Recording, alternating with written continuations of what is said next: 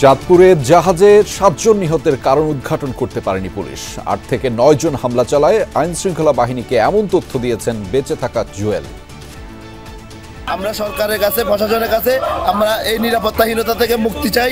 আমার ছেলেটা বয়স 16 বছর, 10 দিন আইছে, আমি আর ইশারায় বলতেছে, কাগজে লিখে দিছে আমাদের কিভাবে এইটা সংগঠিত হয়েছে।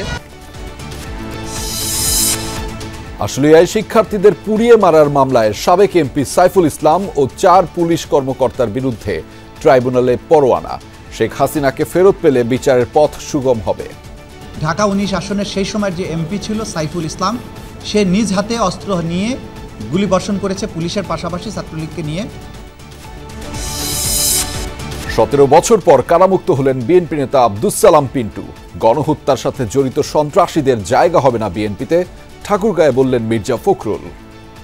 গণতন্ত্রকে প্রতিষ্ঠিত করা, রেস্টোরেশন অফ ডেমোক্রেসি, জনগণের যে শাসন, সেই শাসনকে স্থাপিত করতে হবে। 6টি সংস্কার কমিশন দ্রুত প্রতিবেদন জমা দেবেন জানালেন বদিউল আলম মজুমদার। রিপোর্টের পর রাজনৈতিক দলগুলোর সাথে আলোচনা করে নির্বাচন, বললেন উপদেষ্টা।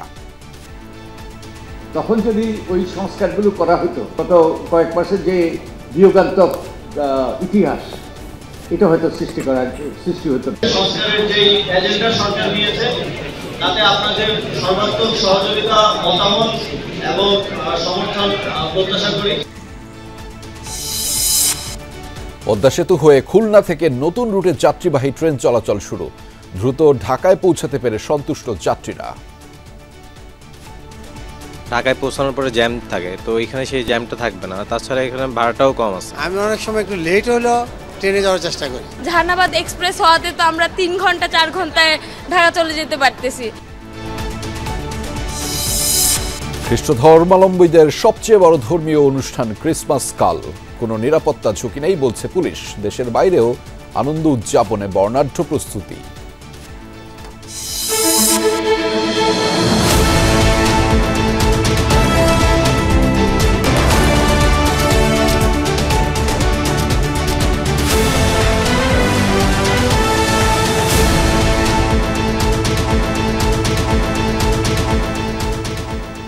দর্শক, আমন্ত্রণ দুপুরের বাংলাদেশের আয়োজনে আপনাদের সাথে আছি আমি আহমেদ রেজা।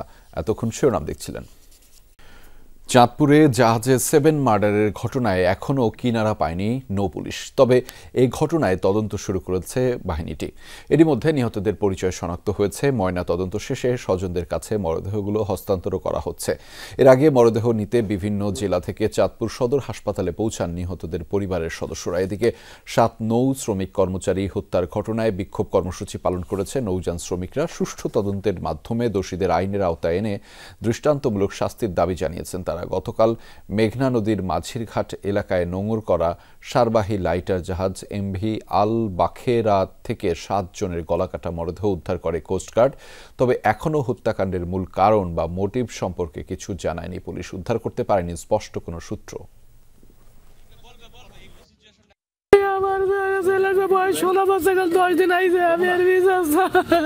আসামিদেরকে আগামী 26 তারিখের মধ্যে গ্রেপ্তার করে সর্বোচ্চ শাস্তি দাবি করতেছি এবং আমরা এই নিরাপত্তাহীনতা থেকে মুক্তি চাই।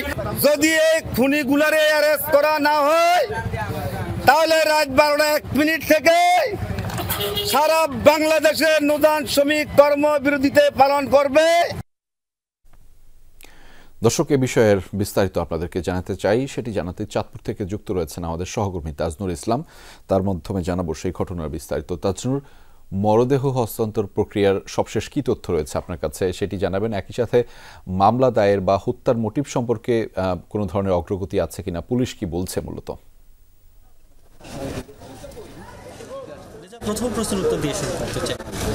মৃতদেহ হস্তান্তর প্রক্রিয়ার প্রায় শেষ পর্যায়ে, অর্থাৎ 7টি মরদেহ সেই 7টি মরদেহ হস্তান্তর করার জন্য 7 পরিবারের যে সদস্য, তার মধ্যে একটি পরিবার বাদে 6টি পরিবারের সদস্যরা এরই মধ্যে এই যে যেখানে মরদেহ হস্তান্তর করা হবে সেই জায়গাটিতে উপস্থিত হয়েছেন এবং জেলা প্রশাসনের তরফ থেকে যেই আনুষ্ঠানিকতাগুলো রয়েছে সেগুলো সম্পন্ন করার জন্য কিন্তু সেই চূড়ান্ত পর্যায়ে রয়েছে। এবং এই মুহূর্তে চাঁদপুরের জেলা প্রশাসক মহসিন উদ্দিন তিনি নিজে কিন্তু ঘটনাস্থলে এসেছেন এবং পরিবারের সদস্য যারা তাদের সঙ্গে কথাবার্তা বলে সবার পরিচয় নিশ্চিত করে তারপরে কিন্তু মরদেহ হস্তান্তর প্রক্রিয়া সেটি হয়তো কিছুক্ষণের মধ্যে শুরু করবেন। সেই ব্যাপারে যারা নিহত বা যারা শিকার হয়েছে তারা হচ্ছে তাদের যে মোটিভ সম্পর্কে সব মিলিয়ে যে ধোঁয়াশা সেটি কিন্তু রয়ে গেছে।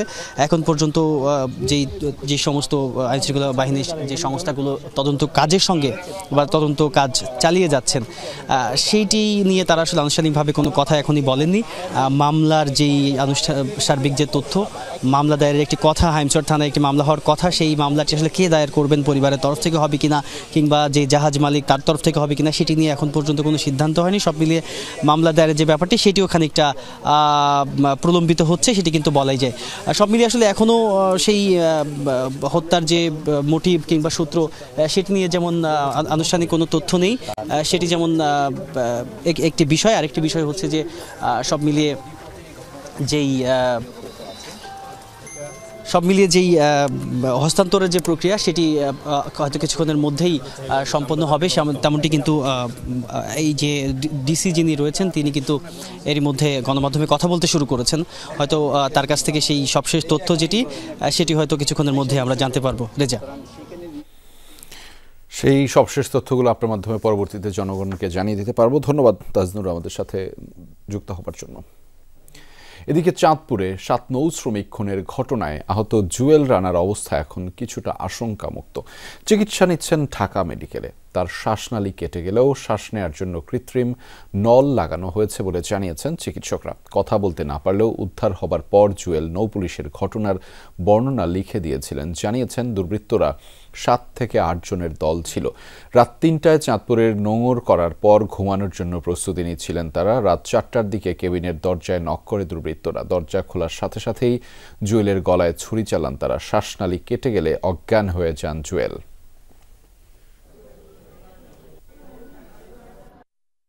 ওর একটা পোজ দিয়ে দিছে, পোজ দিলে ও ফালাই দেওয়ার পর ওর 3 ঘন্টা কোনো জ্ঞান ছিল না। জ্ঞান না থাকার কারণে ও পরে কি হয়েছে ও বলতে পারে না। পরে 3 ঘন্টা পরে ওর জ্ঞান ফিরছে, জ্ঞান ফিরলে দেখে সবাই মৃত। ঠিক আছে, পরবর্তীতে লোকজনে বা ওই 999 কল করে পুলিশকে ডাকে। কালকের থেকে আজকের অবস্থা আরো খারাপ, কারণ কালকে আপনার যেরকম ছিল সবার সাথে মনে করেন একটু ইশারা দিয়ে কথা বলছে, কিন্তু কাজকর হাসি কাশি বিভিন্ন ব্যথা মনে করেন এগুলো বেড়ে গেছে। দর্শক, আহত জুয়েলের ঘটনার সবশেষ তথ্যগুলো জানাতে ঢাকা মেডিকেল কলেজ থেকে আমাদের সাথে যুক্ত রয়েছেন সহকর্মী আরিফুর রহমান সবুজ। তার মাধ্যমে জানাবো সেখানকার সবশেষ তথ্যগুলো। সবুজ, আহতের শারীরিক অবস্থা এখন কেমন? নিশ্চয়ই আপনার চিকিৎসকদের সাথে কথা হয়েছে, তারা আসলে কি বলছেন মূলত, আর তার ব্যাপারে কি তথ্য আপনি নতুন করে জানতে পারলেন?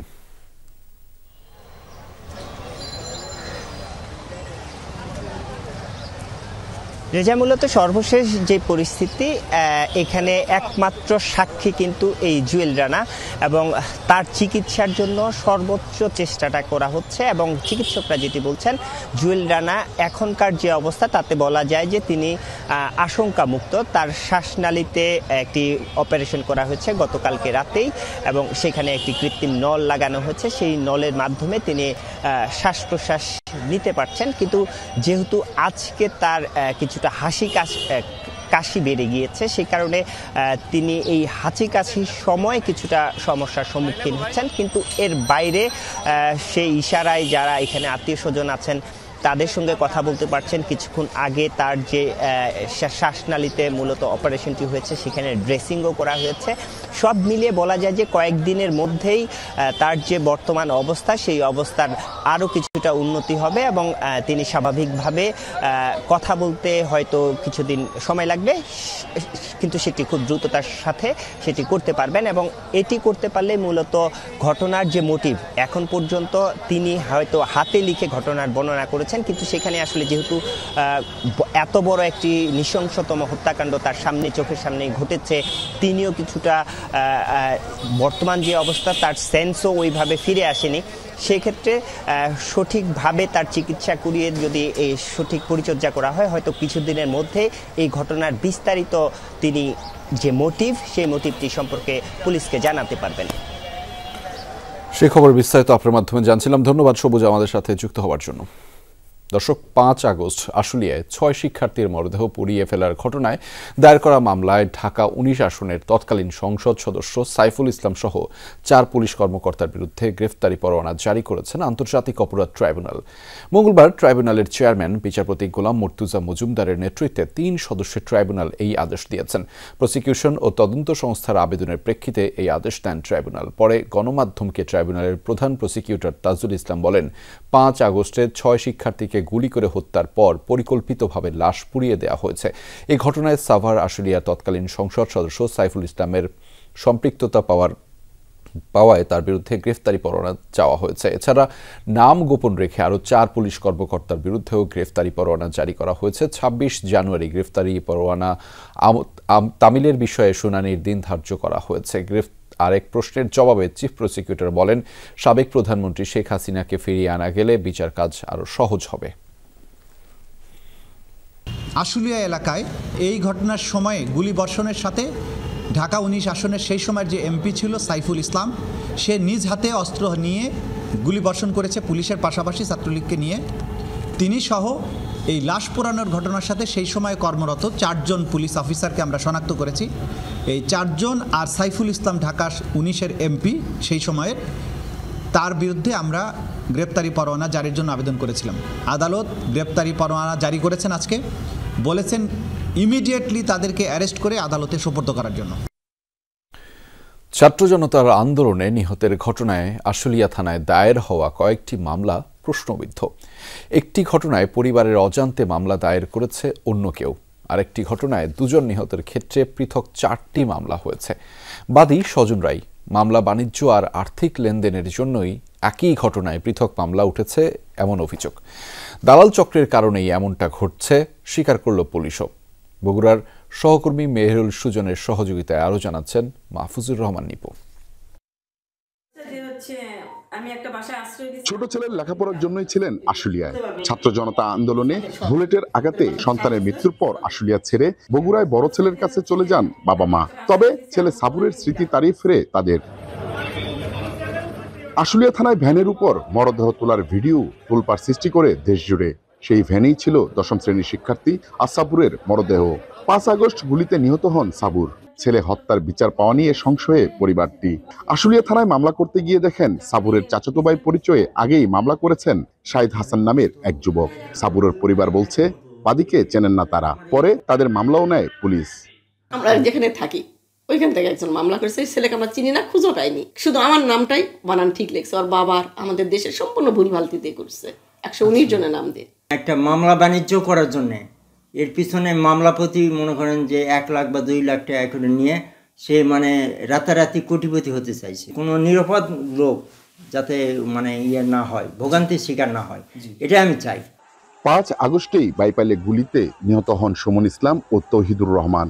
2টি হত্যার ঘটনায় আশুলিয়াতে মামলা হয়েছে 4টি।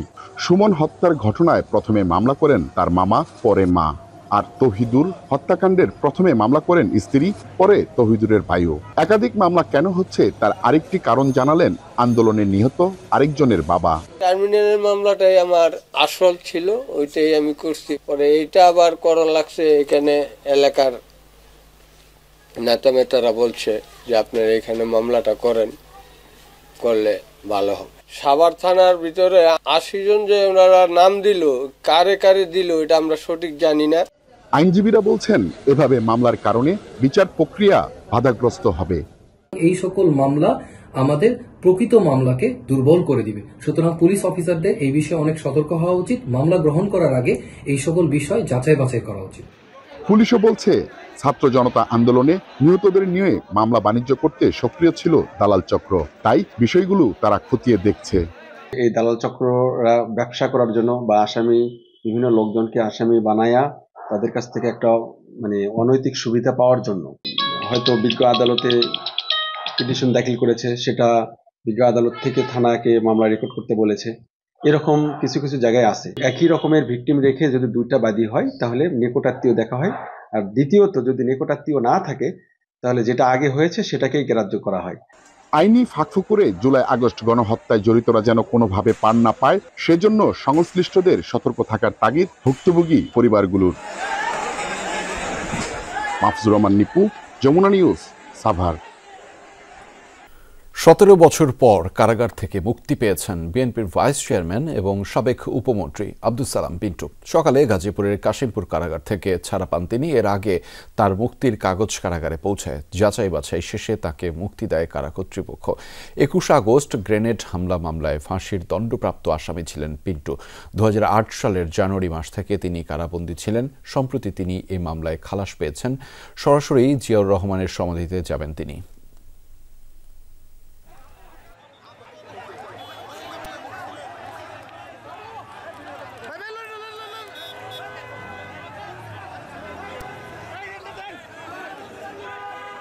আমাদের প্রিয় নেতা তারেক রহমানকে এই দেশে আসতে দেওয়া হয় নাই, তার উপরে বিভিন্ন মামলা দিয়ে তাকে আজকে বাইরে রাখা হয়েছে।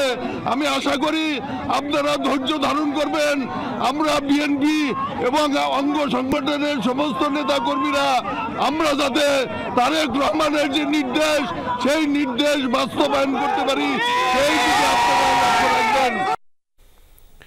গণহত্যার সাথে জড়িতদের বিএনপিতে জায়গা দেওয়া হবে না, এ হুঁশিয়ারি দিয়েছেন দলটির মহাসচিব মির্জা ফখরুল ইসলাম আলমগীর।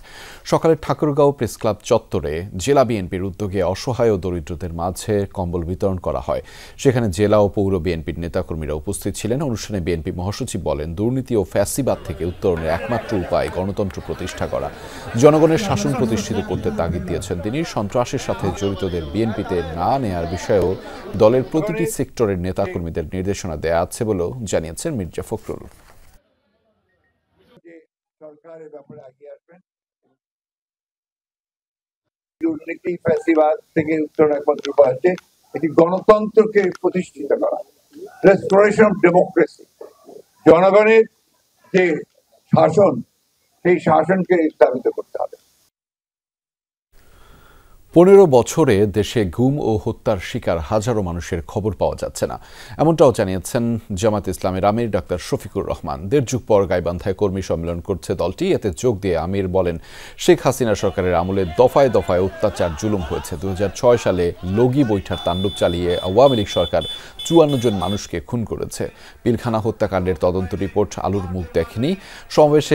সমাবেশ উপলক্ষে বিভিন্ন উপজেলা ও ইউনিয়ন থেকে জামায়াত ও সহযোগী সংগঠনের নেতাকর্মীরা যোগ দেন। 15.5 বছর সারা দেশ জুড়ে ছোপ ছোপ রক্ত আর কাড়ি কাড়ি লাশ। এই দুষ্কর্ম করেছিল তৎকালীন সরকার। এই জন্য তাদের দিকে তীর পড়বে এই ভয়ে তারা কিন্তু রিপোর্টগুলো পেশ করে নাই, জনগণকে জানতে দেয় নাই। অন্তর্বর্তী সরকারের প্রধান উপদেষ্টা ডক্টর মোহাম্মদ ইউনূসের সঙ্গে যুক্তরাষ্ট্রের জাতীয় নিরাপত্তা উপদেষ্টা জ্যাক সুলিভানের ফোনালাপ হয়েছে। এ সময় ধর্ম নির্বিশেষে সব মানুষের অধিকার রক্ষার প্রতিশ্রুতি ব্যক্ত করেন তারা। স্থানীয় সময় সোমবার হোয়াইট হাউসের ওয়েবসাইটে প্রকাশিত এক বিবৃতিতে এই তথ্য জানানো হয়। তাতে বলা হয়, বাংলাদেশের অন্তর্বর্তী সরকারের প্রধানের সাথে কথা বলেছেন জাতীয় নিরাপত্তা উপদেষ্টা। একটি চ্যালেঞ্জিং সময়ে বাংলাদেশকে নেতৃত্ব দেওয়ার জন্য প্রধান উপদেষ্টাকে ধন্যবাদ জানিয়েছেন সুলিভান। এ সময় ধর্ম বর্ণ নির্বিশেষে সব মানুষের মানবাধিকারের প্রতি সম্মান প্রদর্শনের ব্যাপারে প্রতিশ্রুতি ব্যক্ত করেছেন তারা। একটি সমৃদ্ধ, স্থিতিশীল ও গণতান্ত্রিক বাংলাদেশের জন্য যুক্তরাষ্ট্রের সমর্থন পুনর্ব্যক্ত করেন জ্যাক সুলিভান। বাংলাদেশের যেসব চ্যালেঞ্জের মুখোমুখি হবে সেগুলো মোকাবিলায় যুক্তরাষ্ট্রের সমর্থন অব্যাহত রাখার কথা উল্লেখ করেন তিনি।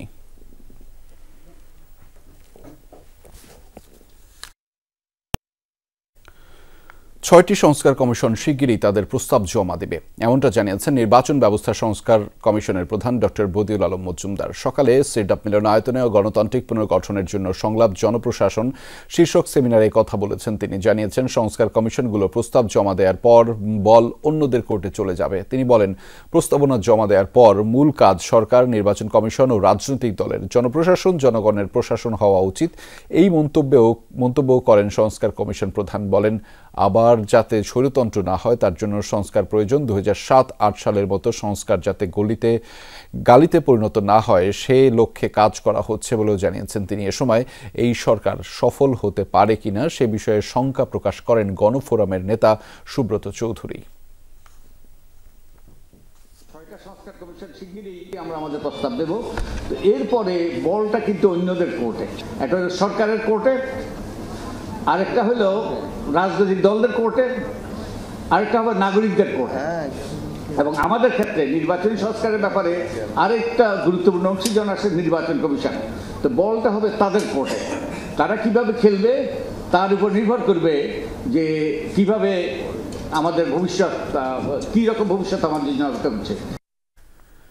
সংস্কার কমিশনের কাজ চলছে। কমিশনের রিপোর্টের পরে রাজনৈতিক দলগুলোর সাথে আলোচনা করে নির্বাচন দেওয়া হবে, এমনটাই বলেছেন ক্রীড়া ও সমবায় উপদেষ্টা আসিফ মাহমুদ সজীব ভুইয়া। সকালে দিনাজপুরে তিনি বলেন, রংপুর বিভাগের জেলাগুলোয় উন্নয়নের ছোঁয়া লাগেনি, এই বৈষম্য পূরণ করে সমতা আনতে চায় সরকার। তিনি কাহারোল উপজেলায় দুস্থদের মাঝে শীত বস্ত্র বিতরণ করেন। এর আগে উপজেলা পরিষদ মিলনায়তনে উপজেলা প্রশাসনের সাথে মতবিনিময় করেন তিনি। বিকেলে খানসামা উপজেলায় বৈষম্য বিরোধী ছাত্র আন্দোলনের একটি সমাবেশে যোগ দেবেন উপদেষ্টা। সংস্কারের যে এজেন্ডা সরকার নিয়েছে তাতে আপনাদের সর্বাত্মক সহযোগিতা, মতামত এবং সমর্থন প্রত্যাশা করি।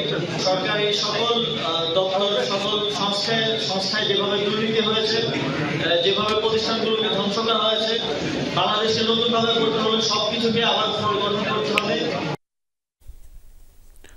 3 মাসেও নিলাম প্রক্রিয়া গতিশীল না হওয়ায় ক্ষোভ প্রকাশ করেছেন নৌ উপদেষ্টা অবসরপ্রাপ্ত brigadier general M Sakhawat Hossain.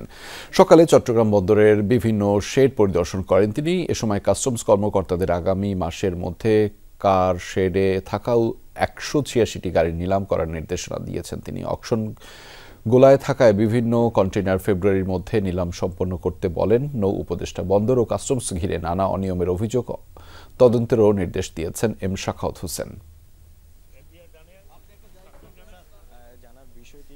আমরা যত চাচ্ছি তত দ্রুত এফিশিয়েন্ট পোর্টটাকে এফিশিয়েন্ট করতে। এখানে শুধু আমাদের না, ইন্টারন্যাশনাল চোখও কিন্তু চট্টগ্রাম বন্দরের উপর আছে, বিকজ কত এফিশিয়েন্ট আমরা। আমাদের একটাই তো প্রাইম বন্দর, 4-5টা হলে একটা কথা ছিল। এইখানে আমি প্রথম যখন আসলাম 3 মাস আগে যা দেখলাম মোটামুটি সেই অবস্থাতেই আছে। কিছু হয়তো কমেছে, কিছু অকশন করেছে, but this is not the speed. Padma সেতু হয়ে নতুন রুটে ট্রেন চলাচল শুরু হয়েছে। ভোর 6টায় খুলনা রেল স্টেশন থেকে যাত্রা করে সকাল 10:30টায় ঢাকায় পৌঁছায় জাহানাবাদ এক্সপ্রেস। এর আগে শুধু ফরিদপুর হয়ে চললেও প্রথমবার নতুন রুটে নড়াইল হয়ে আসলো এক্সপ্রেস ট্রেনটি। কমলাপুর পৌঁছে সকাল 11:20 ট্রেনটি রূপসী বাংলা এক্সপ্রেস নাম নিয়ে বেনাপোলের উদ্দেশ্যে ছেড়ে যায়। যশোরে বেনাপোল বেলা 2:30টায় পৌঁছানোর কথা রয়েছে ট্রেনটির। এরপর তা আবারও ঢাকার উদ্দেশ্যে রওনা হবে। ট্রেনটির আসন সংখ্যা 768টি এবং বগি রয়েছে 12টি। অনেক আগের থেকে ট্রেন জার্নি আমার কাছে খুবই ভালো লাগে। আমি অনেক সময় একটু লেট হলেও ট্রেনে যাওয়ার চেষ্টা করি। জাহানাবাদ এক্সপ্রেস হওয়াতে তো আমরা 3 ঘন্টা 4 ঘন্টায় ঢাকা চলে যেতে পারতেছি, তো এটা আমাদের জন্য একটা বড় সুযোগ। বাসে গেলে তো অনেক ঢাকায় পৌঁছানোর পরে জ্যাম থাকে, তো এখানে সেই জ্যামটা থাকবে না। তাছাড়া এখানে ভাড়াটাও কম আছে। টাঙ্গাইলের সরকারি রাস্তায় বাঁশের বেড়া দিয়ে গ্রামবাসীর চলাচল বন্ধ করে রেখেছে স্থানীয় এক ছাত্রলীগ নেতা। এমনকি প্রশাসনের কেউ গেলে তাদের বেঁধে রাখার হুমকি দিয়ে একটি পোস্টারও টাঙিয়েছেন। অবশ্য এ বিষয়ে কিছুই জানেন না সাফাই অভিযুক্ত জিহক খান রুদ্রর। প্রয়োজনীয় ব্যবস্থা নেওয়ার আশ্বাস রয়েছে পুলিশের। প্রশাসনের 144 ধারা জারির সাইনবোর্ডের নিচেই আলাদা পোস্টার। প্রশাসনের কেউ সেই জমিতে গেলে তাদের বেঁধে রাখার হুমকি এক ছাত্রলীগ নেতার। ঘটনাটি টাঙ্গাইলের মির্জাপুর উপজেলার সৈয়দপুর গ্রামের। আওয়ামী লীগের আমলে সরকারি রাস্তাটি ব্যবহার করত গ্রামের বাসিন্দারা। এলাকাবাসী জানায় সে সময় স্থানীয় এক ইটভাটা মালিকের থেকে রাস্তা ব্যবহারের ভাড়া হিসেবে টাকা নিতেন আজগানা ইউনিয়ন ছাত্রলীগের সহসভাপতি জিহক খান রুদ্র। তবে সরকার পতনের পর ইটভাটা মালিক টাকা দিতে অস্বীকৃতি জানায়। এরপরই সেই সড়কে বাঁশের বেড়া দেয় রুদ্র। সরকারের জায়গা, সরকারের রাস্তা এটা বন্ধ করে দিচ্ছে, ঘর উঠাইছে, আমাকে কিন্তু যাতায়াত করতে দিব না। 2 মাস যাবত এইভাবে রাস্তা ঘাটে এইভাবে আটকে রাখছে, মানে সমাজের মানুষের চলাফেরা এখানে মানে কষ্ট হয়ে যাচ্ছে। ছাত্রলীগের একজন নেতা প্রভাব বলতে এখান দিয়ে তারা রাস্তা দিবে না। প্রশাসন সেই রাস্তাটিতে সাইনবোর্ড দেয়ায় তার নিচে আলাদা পোস্টার লাগিয়ে রাখে রুদ্র, যেখানে প্রশাসনের লোককেও সেখানে গেলে খাম্বার সাথে বেঁধে রাখার হুমকি দেওয়া হয়। অভিযুক্ত রুদ্রর অত্যাচারে অতিষ্ঠ গ্রামবাসী সম্প্রতি সমাধানের আশায় মানববন্ধন করেন, তবে সকল অভিযোগ অস্বীকার করেছেন জিহক খান রুদ্র। আপনার ওই জায়গাটায় আমার ঘর ছিল, বলে দেন এই যেটা সরকারি সম্পত্তি বা আমার সম্পত্তি। তারা যে অভিযোগটা করতেছে সেটা মিথ্যা এবং ভিত্তিহীন। আপনি তদন্ত করেন, তারা উদ্দেশ্যমূলক ভাবে আমার বিরুদ্ধে বলতেছে। অভিযুক্ত রুদ্রর কার্যকলাপ সম্পর্কে জানেন পুলিশ কর্মকর্তা, দ্রুতই আইন অনুযায়ী ব্যবস্থা নেওয়ার আশ্বাস দিলেন তিনি। এখানে আইন শৃঙ্খলা পরিস্থিতির যদি কোনো অবনতির সংখ্যা দেখা যায় সেক্ষেত্রে আমরা দ্রুত ব্যবস্থা নিব। অলরেডিও 2-1 এখানে আমাদের ফোর্স গিয়েছে। নিষিদ্ধ ঘোষিত সংগঠন ছাত্রলীগের নেতা রুদ্রকে দ্রুত আইনের আওতায় আনার দাবি ভুক্তভোগী গ্রামবাসীদের। রাহিম সারোয়ার, যমুনা নিউজ। 20 ঘন্টার মধ্যে টঙ্গীর ইজতেমা ময়দানে হামলায় জড়িতদের গ্রেফতার করতে হবে। গ্রেফতারে ব্যর্থ হলে বৃহস্পতিবার সকাল 9টা থেকে কাকরাইল মসজিদ ও আশপাশের এলাকায় অনির্দিষ্টকালের জন্য শান্তিপূর্ণ অবস্থানের ঘোষণা দিয়েছেন জুবায়েরপন্থীর শীর্ষ নেতা মুফতি কেফায়েতুল্লাহ আজহারি। সাতপন্থীদের হামলা ও তাবলিগের চলমান সমস্যা ইস্যুতে কাকরাইল মসজিদ প্রাঙ্গণে সংবাদ সম্মেলনে এই কথা বলেছেন তিনি। সন্ত্রাসী হামলায় জড়িতদের দ্রুততম সময়ের মধ্যে আইনের আওতায় এনে বিচারের দাবি জানিয়েছেন মুফতি আজহারি। এ সময় তিনি বলেন, ভারতের বিতর্কিত এক ব্যক্তিকে নিয়ে বাংলাদেশে অরাজকতা হচ্ছে, অন্ধভাবে অনুসরণ না করার আহ্বান জানিয়েছেন তিনি। টঙ্গীর অস্থিতিশীল ঘটনা সরকার ও দেশকে বেকায়দায় ফেলার জন্য করা হয়েছে বলেও জানিয়েছেন জুবায়েরপন্থী এই নেতা। এ সময় সাতপন্থীদের সকল কার্যক্রম বাংলাদেশ নিষিদ্ধের করার আহ্বান মুফতি কেফায়েতুল্লাহ আজহারির। গত 18 ডিসেম্বর গভীর রাতের হত্যাযজ্ঞ এবং 2018 সালের 1 ডিসেম্বরের হামলার সাথে জড়িত সকল আসামিদেরকে দ্রুত গ্রেফতার ও বিচারের আওতায় আনতে হবে। কাকরাইল মার্কাজ ও টঙ্গী ইজতেমার মাঠ সহ তাবলীগের সকল কার্যক্রম শুরাই নিজামের অধীনে পরিচালিত হওয়া নিশ্চিত করতে হবে। চুরির অপবাদে এক যুবককে নাকে খত দেওয়ার ঘটনায় তোলপাড় লক্ষ্মীপুরে। সামাজিক মাধ্যমে ছড়িয়ে পড়েছে এর ভিডিও। গত রোববার সদর উপজেলার কাজীর দিঘির পার বাজারে এই ঘটনা ঘটে। ভিডিওতে দেখা যায় ভুক্তভোগী রহমতুল্লাহকে খুঁটির সাথে বেঁধে রেখেছে কয়েকজন। এক সময় রহমতকে নাকে খত দিয়ে মসজিদ পর্যন্ত যেতে বলে কয়েকজন। খত দিয়ে মসজিদ পর্যন্ত গেলে তাকে লাঠি দিয়ে আঘাত করতেও দেখা যায় ভিডিওতে। এ বিষয়ে সেই বাজারের ব্যবসায়ী নিজামউদ্দিন বলেন, স্থানীয় এক মুদি দোকানদারের ক্যাশ থেকে টাকা চুরির অপরাধে রহমতকে আটক করা হয়। পরে নাকে খত দেওয়ার পাশাপাশি মারধর করে বাজারের কয়েকজন ব্যবসায়ী। মুক্তিযোদ্ধাদের অপমান করার ঘটনায় এখনও কাউকে গ্রেফতার না করা দুঃখজনক বলে মন্তব্য করেছেন নাগরিক ঐক্যের সভাপতি মাহমুদুর রহমান মান্না। সকালে রাজধানীর পুরনো পল্টনে গণতন্ত্র মঞ্চের বিক্ষোভ সমাবেশে কথা বলেছেন তিনি। মাহমুদুর রহমান মান্না বলেন, দেশে খুন হচ্ছে, নৈরাজ্য চলছে, পরিস্থিতি দেখে মনে হচ্ছে একাধিক সরকার দেশ চালাচ্ছে। তিনি বলেন, অন্তর্বর্তীকালীন সরকার গত 4 মাসে রাজনৈতিক দলগুলোর সঙ্গে সখ্য সম্পর্ক তৈরির চেষ্টা করেনি বলেও দাবি করেন মান্না। বলেন, জাতীয় ঐক্যমত একা একা হতে পারে না। দেশের 80-85 ভাগ মানুষ সংস্কারের আগে তারা তাদের খাবার চায়, কর্মসংস্থান চায়, নিরাপত্তা তারা নিশ্চিত তারা দেখতে চায়। রাষ্ট্র হিসেবে, রাষ্ট্র সরকার হিসেবে, সরকার পরিচালনার অংশ হিসেবে এই সরকার সাকসেসের রেট খুবই কম। তাই আমরা উদ্বিগ্ন।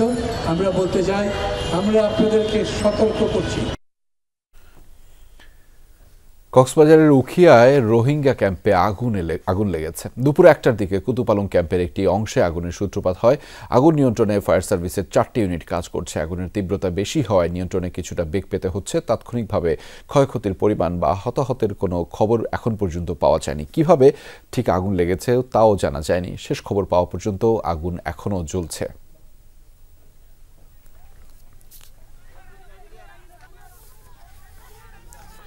নেত্রকোনায় দেশের একমাত্র সাদা মাটির পাহাড় দেখতে প্রতিদিনই ভিড় করেন অসংখ্য পর্যটক। তবে প্রশাসনের সুনজরের অভাবে নানা বিড়ম্বনায় পড়তে হয় প্রকৃতি প্রেমীদের। যথাযথ পৃষ্ঠপোষকতা পেলে দৃষ্টিনন্দন এই পাহাড়টি ঘিরে গড়ে উঠতে পারে পর্যটন কেন্দ্র। দেশের একমাত্র সাদামাটির পাহাড় এটি, তার কোল ঘেঁষা নীলচে সবুজ পানির হ্রদ। নেত্রকোনার দুর্গাপুরের সীমান্তবর্তী বিজয়পুর এলাকায় অবস্থিত পাহাড়টি, যা দেখতে প্রতিদিন ভিড় করেন অসংখ্য পর্যটক। তবে যাতায়াত নিয়ে দুর্ভোগে পড়তে হয় ভ্রমণ পিপাসুদের। পাহাড়ে পৌঁছাতে পাড়ি দিতে হবে সোমেশ্বরী নদী, তবে নদী পারাপারের মাধ্যম কাঠের সাঁকো, ঝুঁকি নিয়েই সেটি পার হচ্ছে অসংখ্য যানবাহন। তার উপর পাহাড়ের আশপাশে পর্যটকদের বিশ্রামের জন্য নেই কোনো ব্যবস্থা। ভালো মানের খাবারের হোটেল না থাকায় বাড়ে ভোগান্তি। আমার অনেক ভালো লাগতেছে, পাহাড়টা অনেক সুন্দর। প্রতি বছরে বছরে আমরা ঘুরতে আসি চীনামাটি পাহাড়, সাদামাটি পাহাড়, তারপর বিজয়পুর, কমলাপুর, এই জায়গায় ঘুরতে ঘুরতে এই জায়গায় আসি। এমনি ঘুরতে ভালো লাগছে, কিন্তু এই খাবারের পানি নাই, টয়লেটের ব্যবস্থা নাই, মেয়েদের জামা কাপড় চেঞ্জ করার একটা ব্যবস্থা থাকতো, এগুলো কোনো কিছুই নাই। সেরকম ফেসিলিটি এখানে নেই। পর্যটকদের জন্য হচ্ছে রিসোর্ট বা ছোট টাইপের কটেজ, হোটেল, এগুলো এখানে থাকাটা প্রয়োজন, জরুরি ছিল খুবই। আমরা যদি এটার উপর একটা স্থায়ী ব্রিজের ব্যবস্থা হয়, তাহলে শুধু শীতকাল না, শীত বর্ষার 12 মাসে এখানে পর্যটক আসবে। জেলার 36 কিলোমিটার দৈর্ঘ্যের সীমান্ত সড়কটি এরই মধ্যে নির্মাণ সম্পন্ন হয়েছে। সোমেশ্বরী সহ আশপাশের নদীগুলোতে সেতু নির্মাণেও উদ্যোগ নিয়েছে সড়ক ও জনপথ বিভাগ। পর্যটকদের সুযোগ সুবিধা বাড়ানোর আশ্বাস দিয়েছে জেলা প্রশাসন। সেতুগুলো নির্মাণের জন্য ইতিমধ্যে আমরা ইসলামিক ডেভেলপমেন্ট ব্যাংকের অর্থায়নে PDPP তে সেতুগুলো নির্মাণের প্রস্তাব করা হয়েছে। PDPP অনুমোদন হলে পরবর্তীতে আমরা দরপত্র কার্যক্রম সহ সেতু নির্মাণের কার্যক্রম হাতে নিব। যারা দর্শনার্থী থাকে তাদেরকে রিফ্রেশমেন্টের ব্যবস্থা করা, তারপরে ভালো রেস্তোরাঁ থাকা, এগুলো করে দিতে পারলে জনগণ আরো বেশি আসবে, উৎসাহিত হবে। পর্যটন যে মন্ত্রণালয় আছে সেই মন্ত্রণালয়ের সাথে কিন্তু আমরা কথাও বলেছি। 2021 সালে বিজয়পুরের সাদামাটি হিসেবে জিআই স্বীকৃতি পায় পাহাড়টি। সেতু নির্মাণ সহ প্রয়োজনীয় ব্যবস্থা নিলে পর্যটকদের আনাগোনা বাড়বে বলে মনে করেন স্থানীয়রা। সাবরিনা লিজা, যমুনা নিউজ। দুর্নীতি দমন কমিশনের মহাপরিচালক মোহাম্মদ আক্তার হোসেন এই মুহূর্তে গণমাধ্যমে কথা বলছেন। আমরা সরাসরি যুক্ত হচ্ছি তার বক্তব্যে।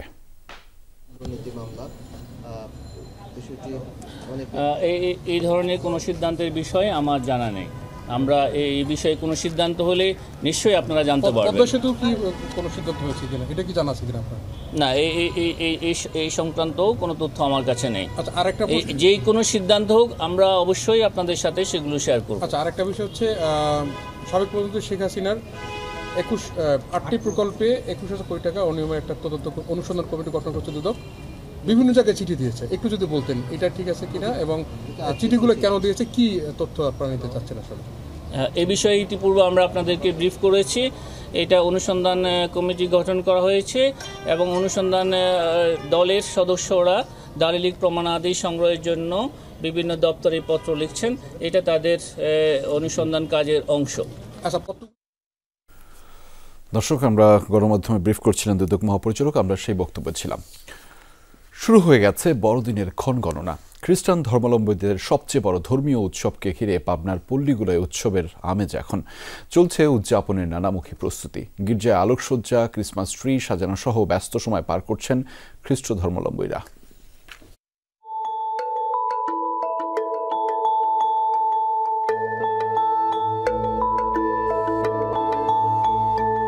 বড়দিনের ক্যারলে মুখর হবে গির্জা প্রাঙ্গণ, তাই উৎসবের আমেজ শহরে। গির্জা আর খ্রিস্টান পল্লীতে সাজ সাজ রব। যীশুখ্রিস্টের জন্মক্ষণ স্মরণে গোশালা, ক্রিসমাস ট্রি তৈরির কাজ শেষ হয়েছে। পাবনার পল্লীগুলোতে চলছে উৎসবের প্রস্তুতি। বড়দিনের আনন্দ ভাগাভাগি করতে এরই মধ্যে কর্মক্ষেত্র থেকে স্বজনরা ফিরেছেন বাড়িতে। উপহার সামগ্রী কেনার পাশাপাশি যিশুর আগমনী বার্তা ছড়িয়ে দিতে ঘরে ঘরে চলছে কীর্তন। আমরা এর জন্য অনেক প্রস্তুতি গ্রহণ করতেছি, গুড়ি করতেছি, চাইলে করে গুড়ি কুইটা এগুলো আমরা পিঠা বানাবো, একজন এক ডিজাইনের পিঠা বানাবে। যীশু খ্রিস্টের জন্মদিন, ওই জন্মদিনের জন্য সবাই আনন্দ ভাগাভাগি করে নেওয়ার জন্য সুন্দর করে আমরা এই পবিত্র গির্জাঘরটা আর কি সাজাচ্ছি। যীশু খ্রিস্টের জন্মদিনের জন্য কেক কাটবো, তারপর কীর্তন প্রতিযোগিতা আছে, আমরা কীর্তন প্রতিযোগিতা করব। বড়দিনের আনন্দ ভাগাভাগির মধ্য দিয়ে জগতের শান্তি ও ন্যায় প্রতিষ্ঠা হবে, এমনটাই প্রত্যাশা ধর্মযাজকদের। আমাদের এবছরের মূল প্রার্থনা হচ্ছে এই বিশ্বব্যাপী সমস্ত মানুষ যেন পাপের শৃঙ্খল থেকে মুক্ত হয়। প্রভু যীশু খ্রিস্টের দেখানো সেই আলোর পথেই যেন অনুসারী হয়ে উঠি। বিজয় র্যালি, প্রি ক্রিসমাস, বড়দিন এবং নতুন বছর এই সমস্ত কার্যক্রম আমরা সুন্দরভাবে করতে যেন পারি, সেই জন্য সকলের সহযোগিতা দরকার এবং প্রশাসন আমাদের সব ধরনের সহযোগিতা করছে। উৎসব নির্বিঘ্ন করতে নেওয়া হয়েছে পর্যাপ্ত নিরাপত্তা। পোশাকি পুলিশের পাশাপাশি সাদা পোশাকেও আমরা পুলিশ মোতায়েন রাখবো এবং আমরা সার্বক্ষণিকভাবে আমরা এর নজরদারি রাখবো, যাতে একটা সুন্দর পরিবেশে এবার বড়দিন পালিত হতে পারে। জেলা প্রশাসনের তথ্য মতে এবার জেলায় 22টি গির্জায় বড়দিনের প্রার্থনা অনুষ্ঠিত হবে। জারিন অর্নি, যমুনা নিউজ। বড়দিন ঘিরে কোনো নিরাপত্তার ঝুঁকি নেই। এবার নিরাপদেই খ্রিস্টানদের সবচেয়ে বড় ধর্মীয় উৎসব উদযাপিত হবে, এমনটা জানিয়েছেন ডিএমপির অতিরিক্ত কমিশনার সিটিটিসি মোহাম্মদ মাসুদ করিম। সকালে রাজধানীর কাকরাইলে সেন্ট মেরি ক্যাথেড্রাল চার্চে নিরাপত্তা মহড়া শেষে এই মন্তব্য করেছেন তিনি। তবে উৎসব ঘিরে রাজধানীর সব বড় বড় গির্জাগুলোয় নেওয়া হয়েছে কয়েক স্তরের নিরাপত্তা বলয়। থাকবে পুলিশের বিশেষায়িত ইউনিট, সোয়াট, ডগ স্কোয়াড এবং বোম ডিসপোজাল টিমও। নিরাপত্তায় নিয়োজিত থাকবে সেনা সদস্যরাও, থাকবে সাদা পোশাকে পুলিশের নজরদারি। আইনশৃঙ্খলা বাহিনীর এমন নিরাপত্তা ব্যবস্থায় স্বস্তির কথা জানিয়েছেন সেন্ট ম্যারি ক্যাথেড্রালের আর্চ বিশপ বিজয় এন ডিক্রুজা। আজ সন্ধ্যা থেকেই শুরু হবে বড়দিনের মূল আনুষ্ঠানিকতা। ক্রিসমাস উদযাপনে প্রস্তুত গোটা বিশ্ব। যীশু খ্রিস্টের জন্মদিন উপলক্ষে দেশে দেশে নজর কাড়া সাজসজ্জা। উত্তর গোলার্ধের নিজ বাড়ি থেকে ভ্রমণে বেরিয়েছেন সান্তা ক্লজ, সাথে উপহারেরও রয়েছে ঝোলা। তবে যিশুর জন্মভূমি ইসরায়েলি বর্বরতায় রক্তাক্ত। দ্বিতীয় বছরের মতো মধ্যপ্রাচ্যে নেই আড়ম্বর উৎসবের আমেজ। উত্তর গোলার্ধে চিরচেনা পোশাকে সান্তা ক্লজ, সাথে লাল রঙের ঝোলায় বাহারি উপহার। শিশুদের মাঝে বিলি করতেই নোরাডে যাত্রা। এক নজর তাকে দেখতে তাই হাড় কনকনে ঠান্ডা উপেক্ষা করে হাজির বহু মানুষ। ক্রিসমাস উপলক্ষে বিশ্বজুড়েই নানা আয়োজন। বর্ণিল সাজ ইউরোপ আমেরিকায়, পিছিয়ে নেই মধ্যপ্রাচ্য। নজরকাড়া আলোকসজ্জার পাশাপাশি উল্লাসে মাতোয়ারা খ্রিস্ট ধর্মানুসারীরা। বড়দিনের পরই আসবে নতুন বছর, তাই ঝাঁ চকচকে সাজসজ্জা মিশরের রাজধানী কায়রোতে। সান্টাবুরোর সাথে সাক্ষাতের মাধ্যমে দুবাইতেও জমে উঠেছে ক্রিসমাস আয়োজন। তবে উৎসবে সামিল হতে পারছে না যুদ্ধবিধ্বস্ত দেশগুলো। টানা দ্বিতীয় বছরের মতো ক্রিসমাসের আড়ম্বর নেই খোদ যিশুর জন্মভূমি বেথলেহেমে। আয়োজনহীন ইসরায়েলি হামলায় বিপর্যস্ত লেবাননও। ভেঙে ধসে পড়া চার্চের উপর কোনো মতে দাঁড়িয়ে আছে সাজসজ্জাহীন ক্রিসমাস ট্রি। আয়োজন বলতে এটুকুই। সাবরিনা নুসরাত, যমুনা নিউজ। দর্শক, এই ছিল দুপুরে বাংলাদেশের আয়োজনে। এতক্ষণ আমাদের সাথে থাকার জন্য আপনাদের সবাইকে ধন্যবাদ।